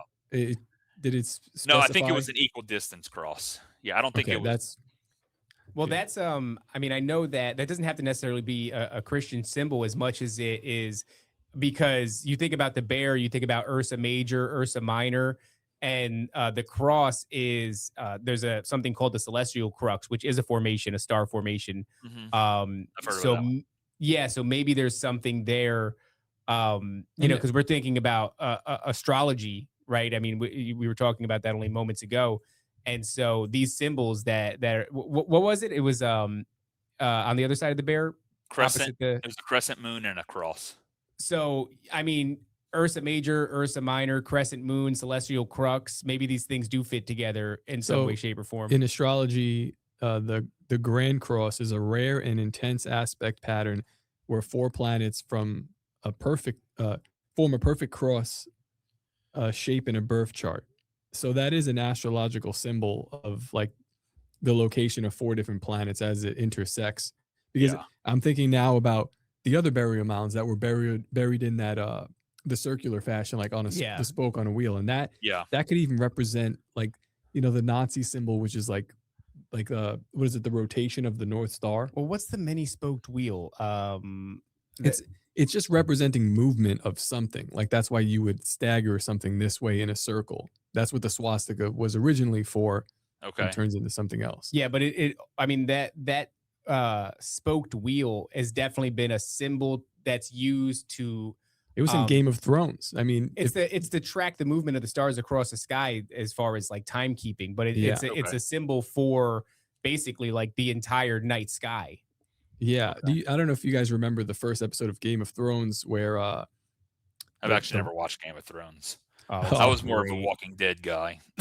yeah, they were all pretty good. At the end of it, they Oh, that's interesting. Within Dharma or Buddhism, it's a symbol that signifies the life cycle and rebirth, Reincarnation. reincarnation. Yeah. Hmm. oh, here, check this out. I actually have it pulled up. So at the end of episode 1 in Game of Thrones, and it's something that they never even really touch on again. They just kind of put it up, but they imply that the people from beyond the wall, or those like zombie-like creatures, have killed a bunch of northern men, and they've stacked them or put their bodies in this sort of a shape, like spoke of a wheel. You see Huh. that? Mm-hmm. Yeah. It's implying like this movement, but it is an astrological sign. They just never touch on it again. It's just one of those things that's they've put it there and then they move on. In astrology, it is it's the zodiac, Right. but that is the exact same thing as time, right? Mhm. Because as we move through the seasons, we also move through, like, we're supposedly at one moment within the Tropic of Cancer and another moment within a different astrological formation. So it's all in reference to time and the cyclical nature of time. But within Buddhism, there's an element of reincarnation. But once again, astrology, this is comes from a culture with a deep understanding of astrology. And every single time you go to any of these cultures, who taught them? It's one of their gods, one of Yeah. their fallen angel gods. Yeah. So- Very interesting. Something that I wanted to talk about as we're getting, we're coming towards the end of the show here. And I didn't want to end it without talking about the idea of post-flood Nephilim, post-flood giants. I guess the theories on how these things might have survived, and then examples of post-flood giants. So, I think I adhere to whenever you look back in Genesis 6, it says the Nephilim were on the earth in those days and also afterwards, when the sons of God went into the daughters of man. So when I look at that, and Mondo Gonzalez, who actually wrote the foreword for my book, he explained it to me this way. When Moses is writing that, he's standing before the promised land and he's seeing the giants in the promised land, and he is saying the Nephilim were on the earth in those days, meaning before the flood, and afterwards, when the sons of God went into the daughters of man. Almost as if it's like a continuous thing, that it wasn't just a one and done occurrence, but that could these fallen entities have had multiple occurrences where they've gone into the daughters of man, creating these hybrids, which could even point to modern day alien abductions. I tend to think so. What do you think about the idea that Why does it look like they're failing then? Or are they just not making them as giants right now? Oh, I wonder if the point is giants, or the point specifically is hybridization, because what we come into, I think even he who shall not be named, within the We concept could of say Alberino's name. We Dude, like him. jeez, can you warn me? We're friends. Yeah, I We do. went I to love school in him. Peru. You know I that. like his fashion sense. But the idea of a birthright, right? An inheritance, what mankind inherits because of the coming of Christ, and these things being kicked out of these heavenly realms, in the abyss, et cetera, right? They've been cast out, they've fallen. And so if they can supersede that condemnation by creating something that does have rights to an inheritance, and does that thing necessarily have to be it's almost like these hybrid creatures serve a multitude of purposes. So whereas the cryptid phenomenon sometimes looks like there might even be a government sort of scientific experiment angle to it, thereby you could start to draw the conclusion thereby. that It's crazy. perhaps you could draw the conclusion that these things might be good assets. And that comes up again and again, right? The idea of an asset, like let's say for military purposes, might be good to have like a 7 foot, 8 foot tall dog man that's like, virtually bulletproof, super strong. Yeah, but that's not how you rule today. I mean, No, but then on the other side of it, you have the black-eyed children. And that seems to be the big problem. I would call it a problem because over and over again, you hear stories from abductee victims where these aliens that have, inseminated them one way or another, you give birth or you don't give birth, suddenly the pregnancy is mysteriously vanished. And then years down the line, I think this happened specifically with Karen Wilkinson, Yeah, but it's not a story that's alone in a vacuum. This is something I've heard elsewhere as well. She'll be reintroduced to these children, and the ETs, whatever the hell you want to call them, are saying, hey, maybe you could interact with this thing because it's not working very well. It seems to need its mother for whatever reason. And then she describes it as like, these kids look like kids in visage, but there's something fundamentally wrong with them. So that one to me seems like the other things might have a Nephilim, a giant. Well, you can control and rule nations with those things, right? Yeah. And hybrids and creatures. Well, you could do a lot of, let's say, enforcing with those things, right? But then you have these soft human mashups that look human for all intents and purposes, but the spirit's just not there and they're not connecting. That thing to me seems like they're trying to, that's the inheritance aspect. They want to create something that inherits, you know, the ability to go to heaven, maybe is a good thing that they don't have access to anymore, you know, and maybe because we've already established, it seems that God created a thing. And if you want to know how to adjust this thing, right? Control Shift Z will give you access to this. Marriage seems to be an important thing. So that seems to be why they took wives and they married them in exchange for coveted knowledge and things like that. Marriage might be one system by which you can gain access to a thing that you no longer had access to or didn't have it previously. Maybe. Well, that's the marriage would be the idea of consent. Yeah. And that seems very important in this realm and the spiritual realm specifically. You've got to consent to these things before they happen to you. Oh, FJ Fool says, sounds like the loophole plot in Dogma. So I guess maybe we're highlighting something that somebody else has already made into a work of fiction. But that seems to be the inheritance thing, I think, is the job of the black-eyed children, which I think they've probably worked out by now. You don't hear so much of that. You used to hear a lot about that. Not so much anymore. That was like really 80s, 90s stuff. No. And now, they got more and more believable. They used to be like really horrifying. And then they got like more and more human over time. And it's like still AI. Yeah. Yeah. But that's like, I guess to like bring this more back to Nick's book, we're talking about a biblical worldview and this aspect of spiritual warfare today, which I think the spiritual warfare comes in a kinetic fashion, like with this alien disclosure stuff. And, you know, there are other things, maybe cryptids, if you believe in them. How do we tie these two things together, in your opinion? Well, you see, and it's funny because when I first started looking into the whole Nephilim, I never even tied the Nephilim into the spiritual realm until I started going further down the proverbial rabbit hole. So isn't it in the book of Enoch where it says that the spirits of the Nephilim, pre-flood Nephilim, demons are the disembodied spirits of the pre-flood Nephilim. Yeah, correct? that is what it says. So it's whenever I found that out, I think Michael Heiser is the one that had coined that. When I'd heard him say that, that's when it kind of opened my eyes to these things are connected. How the spiritual realm, the cryptids, the angels being aliens, all of that ties into this Nephilim, and the spiritual realm is ever more present than we would even think because of that connection. Does that kind of answer your question? Yeah, I mean, I think it's one of those things that's a little bit intangible, you know, and this is what brings the contention right now. And this is a bit of what I see Alberino playing, which is like, if you say aliens or demons, just given the conversation that we had here, it's like it's pretty complex. There's a lot of complexities. And so he often poses the question, he'll just start, I've seen him do this on Twitter, like, what is a demon then? And like, you got to say that. Okay, well, if we're going with this, it's not a presupposition. I mean, we do have the Book of Enoch that says this.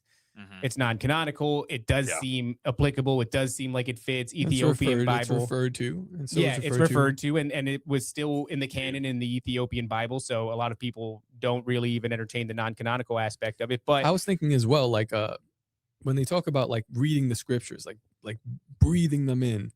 Well, what scripture were they reading in the New Testament? Those that wrote the New Testament, they weren't reading the New Testament. They were, I imagine they were reading Book of Enoch. Well, I mean, among the Torah and a couple of other scriptures, I don't know what they were reading, but they weren't reading the Bible as we have it today. So they were talking about something. Well, Yeah. at the very least, the Book of Enoch gives you a window into what, ancient people thought demons were. There was certainly some school of people moving around at that time are like, yeah, demons are the disembodied spirits of those giants. Yeah. Yeah. Remember the giants, when they died, their spirits don't go anywhere.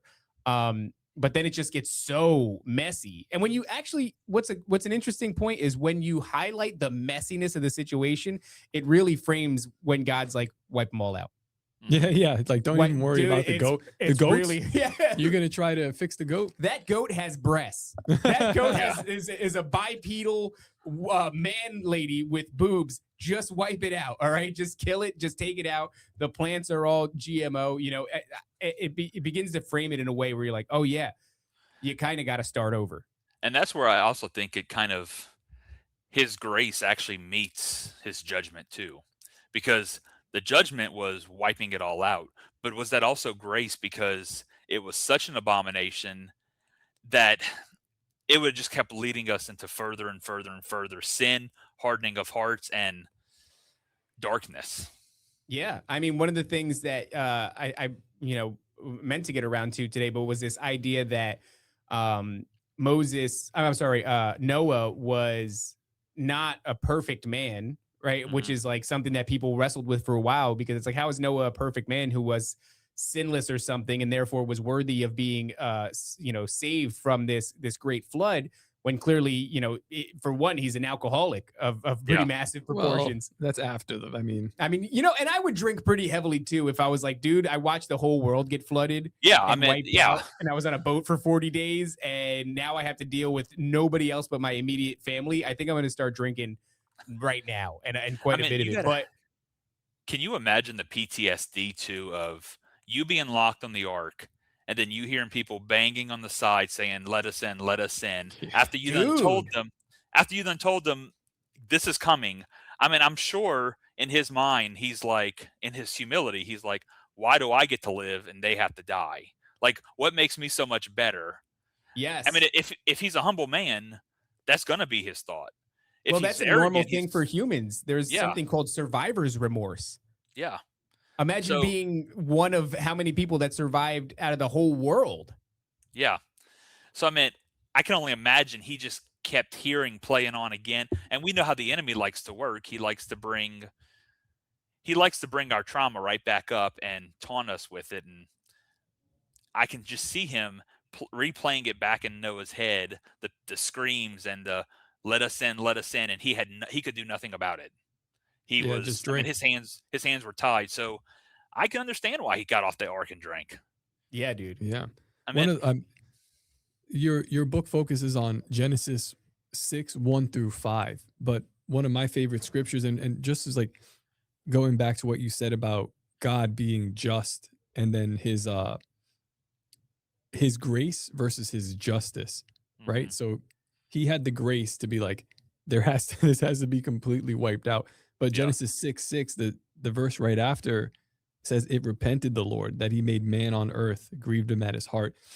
I don't know. This one is one that I think about a lot too, but it repented the Lord. I think that means the word repented there means that he was like sorry about it. He's like, like, he didn't make a mistake, but he's just like felt bad. And then this has to happen. Have you ever seen I Am Legend? Yeah. Will Smith? Yeah. With the dog part? Yeah. When the dog part, exactly. I think of, was that God, and this is just my thought, was that God in that moment, whenever he's holding the dog, he has tears rolling down his eyes, and he's like, I got to put this dog down because I don't have the cure. We didn't have Christ. They didn't have Christ at the time. Yeah. They didn't have the redemption of man. He hadn't come yet. So that was his only option, was to put the dog down, because if not, who knows what kind of chaos would have ensued. Yeah, that's probably a great analogy. Now, check this out. The crazy part is that people will go, oh, it repented the Lord that he had made man. No, it repented him that he had made man on the earth. So it's like he probably already. Again, I guess maybe this gets into pre-Adamite stuff of what was going on before Adam, but he made man and then put him on the earth, knowing like this place was already kind of like jacked up. He's like, man, maybe I shouldn't have put them on this Serpents place. in the Yeah. garden and everything. Yeah, this place is all crazy before I put him here. Well, that is interesting because it's like, And I got to put him down like Will Smith Yeah. and his dog. It's doesn't crazy. it imagine you like, you bring a child into this world and then you put him in the world and you just see Yeah. what the world does to him. Like, yeah, that fucking sucks, dude. Yeah. It Yeah. sucks. Yeah. And then imagine you're like, now I don't repent that I made my child, but I do repent that like, this is the world I brought him yeah, into. my son and daughter have to go through all Yeah. this nonsense, you know? Because there was also the call for as soon as they got off the ark, go and be fruitful and multiply. So there was still that call that he put on the Noah and his descendants to go and multiply. But yeah, it's just the tension of that being in both those spots, you know. Yeah, but my original point was that that's not why God spared Noah. It seems that the reason God spared Noah is because he wasn't all Corrupt. messed up genetically. Yeah. And that's something That's a tough one. that frames things so differently. That's a real fundamental change in the way that I understood the biblical narrative in my Yeah, very perfect. limited understanding. Perfect in its generations. Yeah. It's Yeah. not like perfect man because, you know, And high five to him He was because his drinking. descendants were not trying to bang Nephilim. You know what I mean? Yeah. Like probably pretty hard thing to avoid, it seems like, by the his time of the sons deluge. might have banged him. Who knows? That's another That's story. what repented God's heart. He was like, I'm really sorry about this. And he's like, hey, I get it. It has to be flooded. And he's like, no. Like I that almost comes even- next. I almost even kind of wonder if, because of what happened after the flood, could that have opened up another doorway, a portal? And that's why Canaan was, because all the giants were in Canaan, right? It was Yeah. Canaan's descendants who were, it was Ham's descendants through Canaan that were cursed. Yeah. So did that sexual sin create some kind of portal that restarted this whole? I mean, it's trauma. Yes, and well, if you look at it now, Was it sexual sin? Number one, there's a lot Yeah, of people. that's Go, right. This is like Sons of Seth Matt thing. is very much like, Sure looks like it. it looks like he banged him. But yeah, Yeah, when we're talking about portals, butthole portals, like that's Well, might I mean, be you a look thing, dude. think about Crowley and sex magic, right? I mean, it is a real part of this, the darker aspect of the supernatural realm. Okay, I'm writing a book that's called the Butthole Nephilim. magic? The Nephilim came back through Noah's butthole. That's a crazy. crazy. That's a crazy. L.A. Marzulli's like, I will never shut up. What, dude? That's what being on a boat for 40 days will do. I guess to it'd be you. better than it. Well, and then the Christians come from Abraham's bosom, right? Nice. Hold on. You earned it. Wait a minute. Yeah, the buttons don't The work. buttons don't work. Get the air There it horn. is. Wow. Well, listen, I think that's a very inappropriate spot to leave this, but it also feels like a good place to leave this. It's a Hey, it's in the fascinating Bible. conversation, Nick. It is. Yeah, it's biblical. It is. You got a great Uh, bosom. Holy kiss. Let's before we get out of here, Nick, let's remind everybody where they can find your book. So Amazon, type in Genesis 6 and the Ozarks. We didn't really touch on as much of the stuff pertaining to Newberry. There's more in there, but I don't really want to just delve it all out on a podcast. No, you can't give it all away. I mean, you're No. already doing that for like a day. Guys, if you're listening to this on Patreon, by the time this goes on YouTube, y'all are screwed. Go and get this ebook, man. Look at that price up there in the top right corner, $0.00. That's remarkable. You have a small window of opportunity to go and nab that bad boy, because by the time this hits the main feed, sorry guys, you ain't getting Well, it. they You gotta should go. If you have any other social medias, they should follow you there because I'm sure you promoted it Yeah, in I case do. you run something like this again. Yeah, I do. I never thought I in my life would write a book, honestly. In college, I struggled to write a 3-page paper, and I wrote a book now. So I never thought in my life I'd read a book, but I'm struggling to get through the Bible right now. Good for you. Yeah. Good for I you. get it. I get it. Where do you have a social media platform anybody can find you at, or Facebook. Facebook? And Y'all it's actually just just gonna added. You just added me to the community group, so be, cool. There you go. I can put the link on the community group. Perfect. And you know what? We just made the community group. Go there. There we go. We're trying to build our Facebook presence. So go to the community group. You can find Nick J. Daigle's stuff. Mhm. Daigle? Dagel. Yeah, Dagel. Good job, dude. Like bagel, Yeah. but with a D. I Love like it. You bagels. can find his stuff there. You can follow him. You can see what he's doing. Thank you again, man. I'm sorry about the confusion, but thanks for coming you're on. fine. This great episode. I hope your episodes later today and this week go really good too. Good Yeah. luck with that stuff. Thank y'all for having me on. I appreciate it. Thank you for coming, brother. Absolutely. Guys, until next time, don't forget to obey, submit, and comply. We'll see you later. They bred with dark.